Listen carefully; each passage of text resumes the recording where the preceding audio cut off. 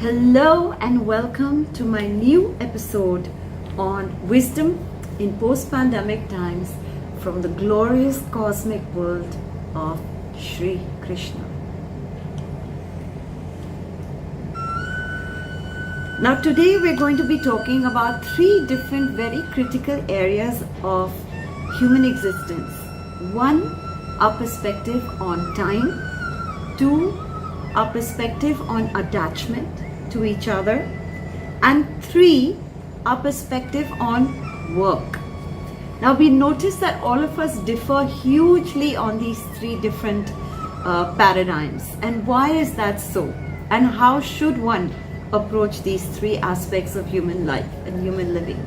So I'm going to begin by quoting Lord Krishna, who says that it is true that one always wants to be with the person that one loves. But there comes a time and a separation is sometimes required for their individual evolution. Now, I think because he spoke in the Dwarka Yuga where women were still in a very slightly submissive role. It's not like they were not decision makers or they were not warriors. They were doing all of that. But once they were married, one Swami even explained this to me, one Pujari. He said, in our Shastras, we believe that once the woman was married, her will was subject to the husband's will. So she had to defer first to what he wanted to do.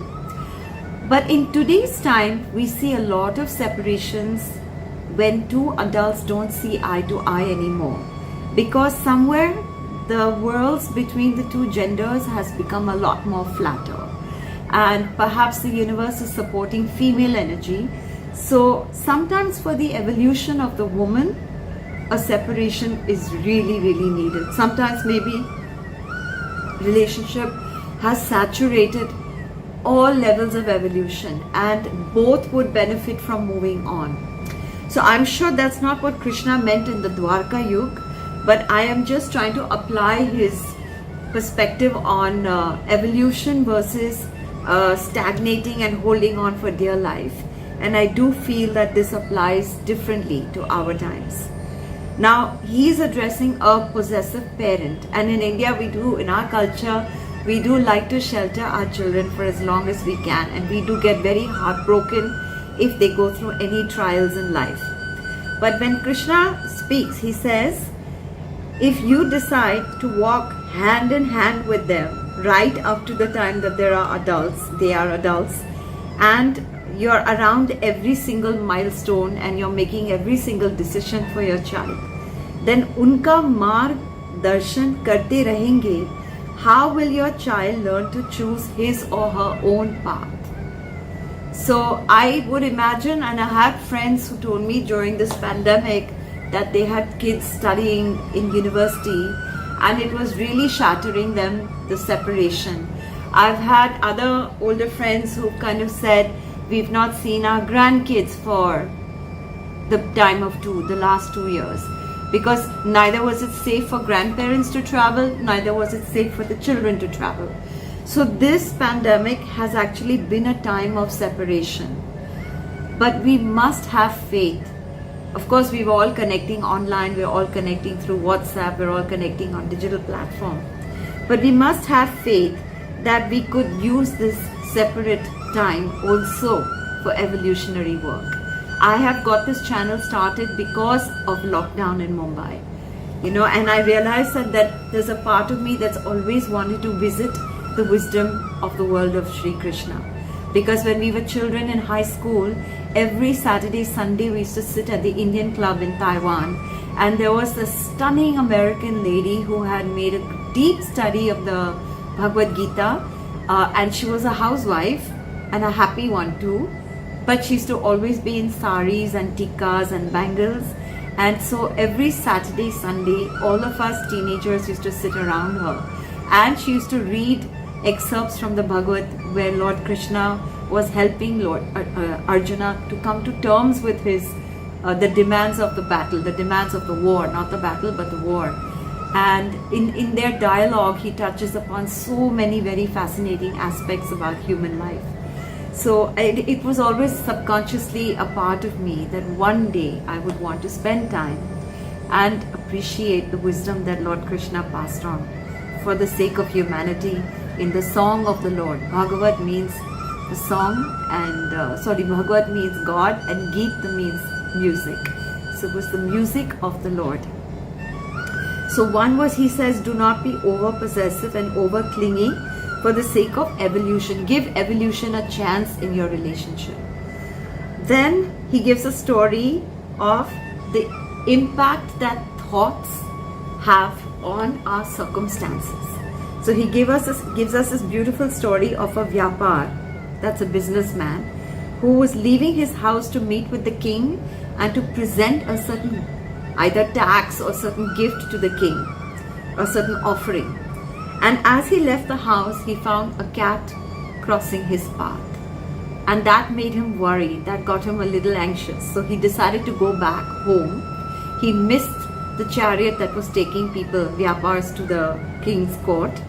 He waited at home for a better, more auspicious sign. And in that, he missed the vehicle. He missed his appointment with the king. The king got angry. And the vyapar realized that he had lost favor with the ruler.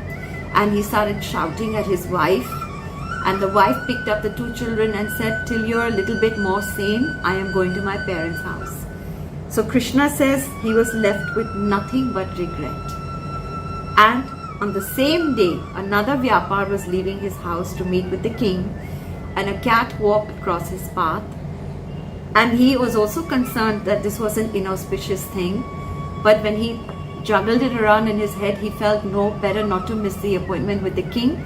It's better that I honor my promise to meet him and head out on the chariot. So he heads out, he meets the king, offers him the offering, the tax, whatever he had to give to the king. King was very pleased and he said, you're a good businessman, I want to encourage you. So he not only encourages him to grow the business, but he also gives him jewelry for his wife. And this businessman, this vyapar, goes home all happy, all full of joy, gives the jewels to the wife, gives the saris to the wife is full of joy, the children get their little toys because he's obviously made some money from his appointment, and the whole family is in a state of joy and bliss. So Krishna says, see, there are two identical situations, but the world of one was infinitely happier than the world of the other. So he says in life, do not be reactive and never be over superstitious. Never overread into the signs around you. And if you act with common sense, you can actually create circumstances that make you far, far happier. So the moral of that story is, don't be a victim to superstition, and always take the wise decision, and always keep the vibrations around you calm and positive. So had this man not yelled at his poor wife, the wife would not have had such a bad day, the children would not have had a bad day, and maybe he would have found ways around this. He would have tried to set up another appointment with the king, or he could have just taken off and told the king, I'm really, really sorry. So anyway, have you ever wondered, now this is the third part, now many of us are confined to the house and we're not in an office. And very many people then start thinking, okay, now we can do whatever we want. There's no stricture, there's no schedule, there's no boss to supervise what we do in the day. But Krishna says, look at people who are successful. They don't need a boss, they don't need a framework. The only thing they need is work that speaks to their heart, work that comes from a heart space. So he says, many of us work around the clock, and then we're exhausted, and then we're thinking, oh, there are only 24 hours in a day, not enough, I don't get enough sleep, I don't get enough rest. Wish we had 26 hours instead. But Krishna says, when you look at the successful person, he or she also has only 24 hours. And yet, they are more than santusht, more than happy with what they've done by the end of the day. So what is the difference? The difference is, they are not working for the boss, they are not working for the salary. They are working for the joy of the Kriya. Priya Kriya. Kriya is work, Priya is dear to the heart. So they have chosen to be on a path which is nourishing their spirit, it's nourishing the heart. And hence, for them, 24 hours is fine. You don't need 26 hours because you've actually rested while you've worked. And it's exactly what Confucius says, the Chinese philosopher, that if you love what you do, you haven't worked a day in your life. Something to keep in mind. So to read it in his words, वो कार्य चुनते हैं जो उन्हें प्रिय है, जिससे करने में उन्हें आनंद आता है. So exactly what Confucius says, they do not feel that they are at work. So anything you do with joy, with a sense of joy, you'll actually be even more successful than the person who's qualified and may have done it from a more practical point of view. If that person is bringing only pragmatic concerns to their work desk and they're dying to get out, trust me, you may be semi-literate, but you're adding more value because you're working from a heart space. So align your work, because we spend so much of our time around work, align your work to your heart space. The third principle that he brings to mind, or the fourth rather, I'm being generous with you, is that time is divine. So he gives the example of the hourglass and he says, you know, you can spend time seeing how sand dribbles from the top of the glass to the bottom of the glass. The bottom of the glass is what has passed. So he calls it Aapki Atit. The top of the glass is what is yet to come. And that is your Bhavishya. And what you have in the middle of Bhavishya and Atit, you have only the little line of the droplets coming in, which is your present. And he says, enrich the present, because in no time at all it will be your past. Enrich the present because it is the building block of your future. Never ever take your present moments for granted.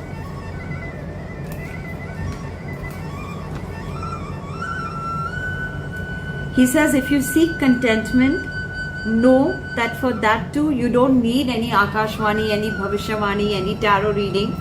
Just maximize the time that is on hand. So during this pandemic, it has been very easy to let go of, the old discipline that you're up by a certain hour and you do your yoga by a certain time, and then you do your breakfast and tea, then you're bolting to the office and there you've dedicated 8 hours, then you spend 2 hours coming and going. We don't have that, and we actually should see how blessed we are, because without that traffic eating 2 hours a day, and without the distractions that would even happen at work, where maybe you're in meetings instead of being able to finish your projects, you are at liberty to focus on what you wish to focus on and bring yourself into alignment with a discipline that works for that. That is where you would bring the present moment to its fullest utilization. And he says all of us we are all born with certain limitations, but the person with true integrity will work hard and overcome those limitations. So to be a winner, that's why I see Krishna as a life coach. To be a winner, you first acknowledge you have those limitations, and then you work really, really hard and you make sure that you're over those limitations. And that is the wisdom from the world of Sri Krishna for the pandemic time. I hope that this is heartwarming. I hope that this is giving you a sense of perspective. Live and let live. Let the physical distances be there. Make it a time for you to thrive. Let the moments not feel like they're getting wasted. Grab those moments and make sense of them. Know that somewhere human life somehow is always pitted between two kinds of abundance. Abundance of wealth and abundance of time. When the focus is only on the wealth, sometimes we just, out of a 10-20 year commitment, when we step back, we suddenly think, oh my God, I lived in that office and I gave so many years of my life to that office. And I had no time for anybody, I had no time for my family, I had no time for a personal life. So what the pandemic has done is shifted that. It's liberated you from that stronghold and that invisible jail, and it's given you time. And to me, time has proved to be a huge source of abundance. I have not been spending money the way I've been spending money the last 13 years that I was in a corporate environment.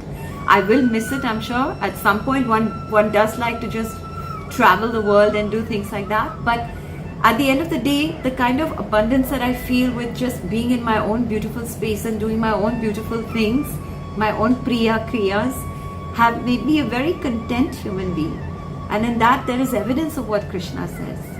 So here's to all of us learning how to be content in this very unique time in history when humanity has been driven into pause mode.